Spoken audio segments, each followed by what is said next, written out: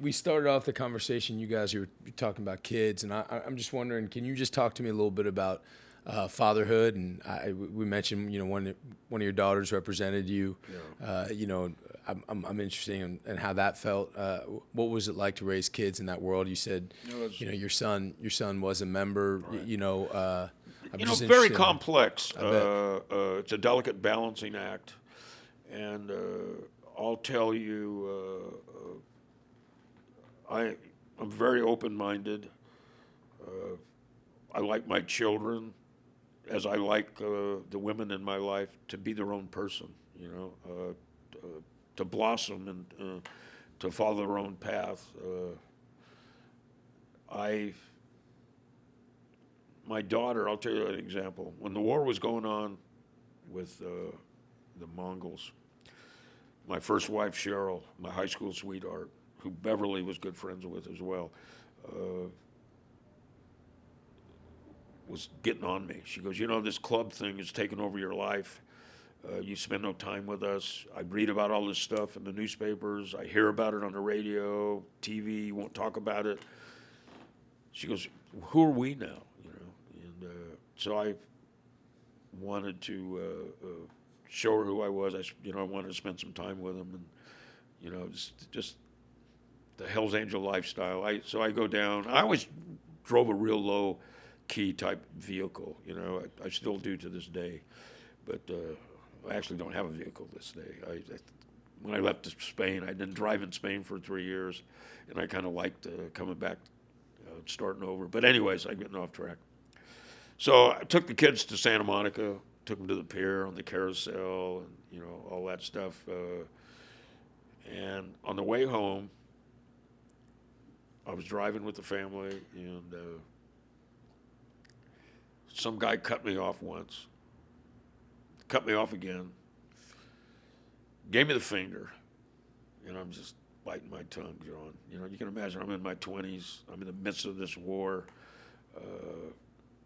I want to spend a nice, quiet day with the family, and give you some insight into my daughter and my relationship with my daughter.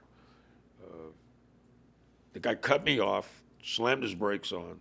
There was a car in front of him, and then he turned around and he gave me the finger.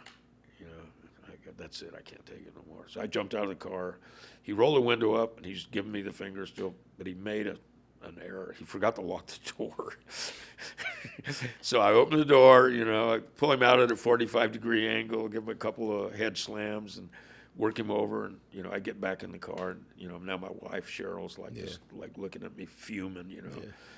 Georgie, he doesn't know what's going on. Yeah. He's a little kid. And there's Mariah like this looking at me I'm driving, I'm looking at the mirror. She just won't take her eyes off me. It's been 20 minutes. And I'm looking at her, and then she finally breaks a little smile, and it was like, I get it, Dad, So she understands me, and, it's interesting.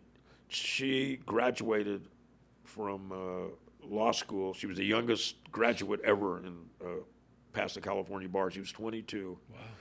Wow. The feds immediately, ATF specifically, were trying to figure out a way. They went to the bar association and were trying to hold back her license. They go, you can't give this girl a license. Her dad is so and so, and they said to their benefit, they said, well, we're not going to punish her for his sins. She's her own person, and she just started in this career of criminal defense. She was going to be a doctor initially. She's at University of Puget Sound, and she calls me up. This is after I got found not guilty in my murder trial in 1987. She's getting ready to go to college, and she calls me up, and she says, hey, Dad, how would you feel about me coming home? And I go, shit, you're always welcome home. I go, what's going on? Are you having problems in school? She goes, no. She goes, but I've been doing a lot of thinking. And she goes, I think I want to be a defense attorney. And I said, the defense attorney? She goes, yeah. She goes, I don't like what they did to our family. Wow. And she came home and went to law school and graduated, like I said, at 22, passed the bar. She's worked with some of the best lawyers around. And we'll go back on Taco now. Taco had been in prison about 5 years. He was doing life, racketeering. He was doing life. And he was also doing 10 years for ordering my murder. So he had the life sentence. Then he had the 10-year racketeering sentence. And he called my daughter. And he called me and said, your daughter's doing unbelievable things, I hear. He goes, you're still on the street after a 59-count indictment? And he goes, how would you feel about her assisting my attorney? Yeah. And I said, who's your attorney? And he told me, Henry Gonzalez, I think out of Florida, a very well-known attorney. And I thought about it for a minute. I said, you know what, Taco, why not? And I said, but I got to ask you a question before you get off the phone. He goes, okay. And I said, look, I know you got a racketeering life sentence. And I said, I know you got 10 years for that hit on me. I go, what are you going to do first? The 10 or the life? And he goes, fuck you. I said, good talking to you, Taco. Yeah. But so, she really created a niche for herself. George Christie III was a Hell's Angel. He was my vice president for a while. He got voted in on the same day I got voted in. Our anniversaries were together. He was in the club over a decade.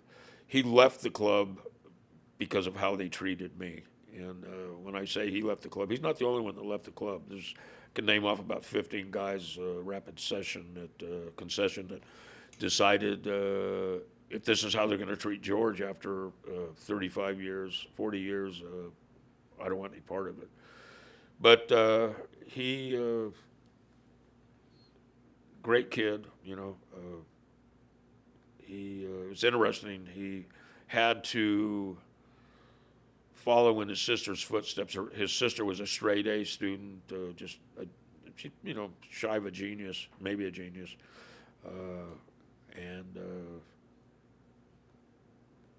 Why can't you be like your sister? I get that. Constantly got that. Sure. And he had a learning disability, and it was tough on him.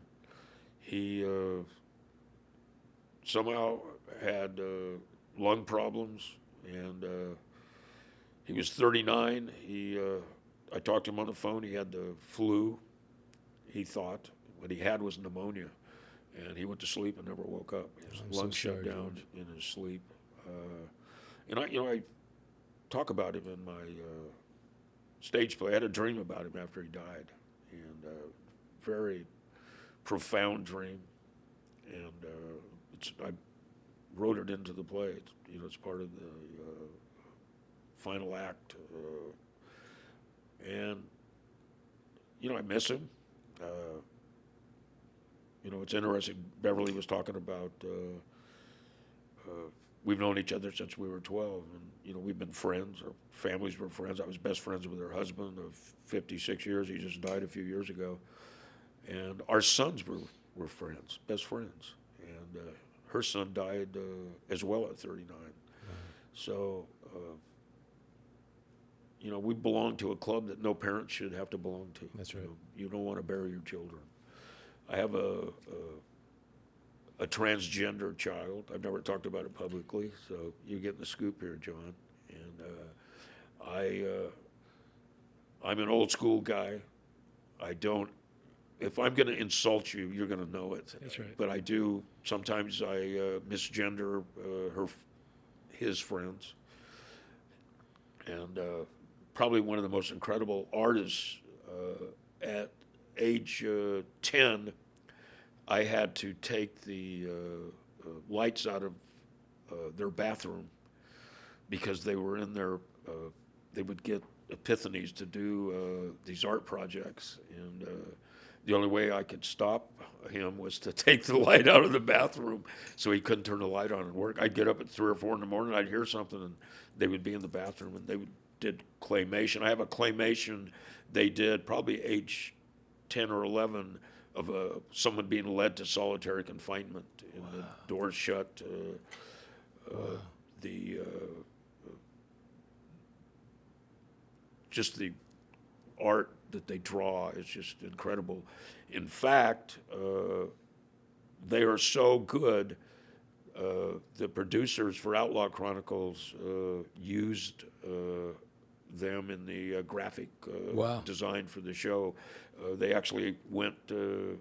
They said to me, "We're going to get somebody to do this," and I said, "Well, I think I have somebody for you." And on their own merit, they got the job, and flew back with me, and did a lot of the graphics in Outlaw Chronicles. And how old? How old is he? Just going to turn 30.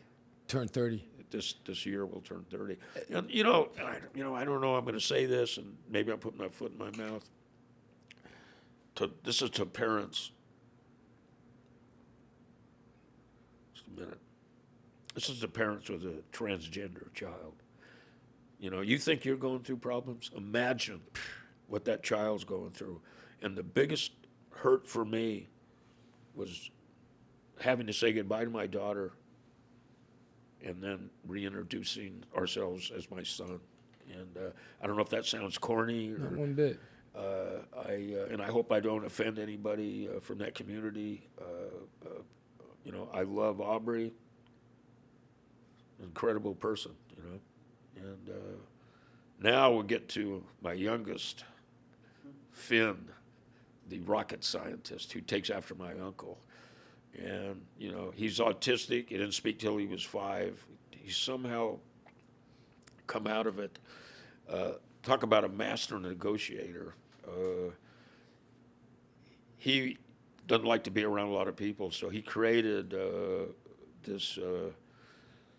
He went to Chaparral School up here and petitioned them to give him a spot there, and he explained his situation. He didn't like to be around a lot of people. Things come in very fast for him with his autism, and they said, "No, we can't help you." Well, the next day I got a phone call.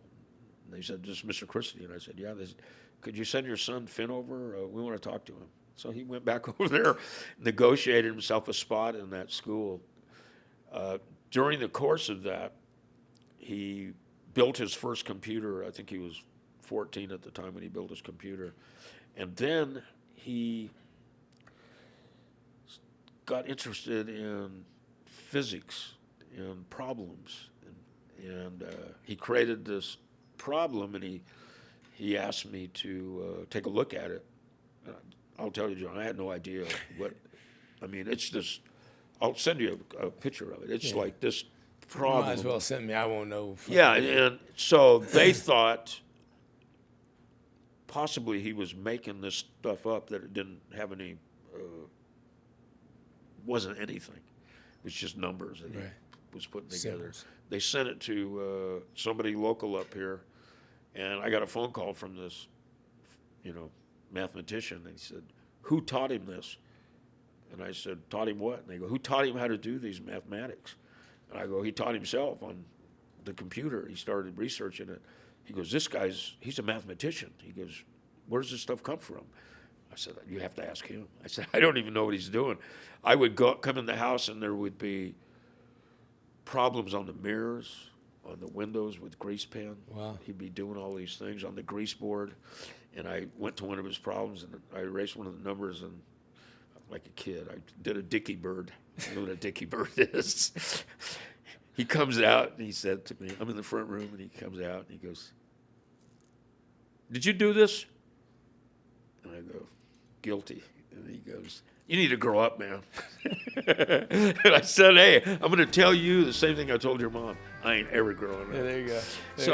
Those are my kids in a nutshell. I love them all. They're all unique. And like I mentioned earlier, they're all from a different decade. They're just like, you got kids, man. Yeah, they're just like little humans, man. That's right. That's what they are.